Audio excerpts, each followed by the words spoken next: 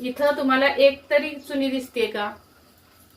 एकही चुनी नाहीये भाईला. मला भरपूर साऱ्या कमेंट येतात की ताई एकदम परफेक्ट भाई स्टिचिंग केली तर हात वर करायला प्रॉब्लेम होतो. आता तुम्ही ही भाई बघा, माझी एकही चुनी नाहीये भाईला आणि इकडे सुद्धा नाही, तरी सुद्धा माझा हात असा पूर्ण वर होतोय. मला काहीच त्रास होत नाहीये ब्लाऊज हात वरती करायला. या पद्धतीने भाई कटिंग केल्याने, जे मी तुम्हाला नेहमी व्हिडिओमध्ये दाखवत असते त्याच पद्धतीने भाई कटिंग केली तर सेम फिनिशिंग मध्ये, फिटिंग मध्ये छान अशी भाई बसणार आहे तुमची आणि हात वरती करायला सुद्धा काही प्रॉब्लेम येणार नाही. त्यासाठी तुम्हाला भाईची कटिंग बघणं गरजेचं आहे आणि सेम तशीच भाईची कटिंग करा, कोणताही प्रॉब्लेम येत नाही.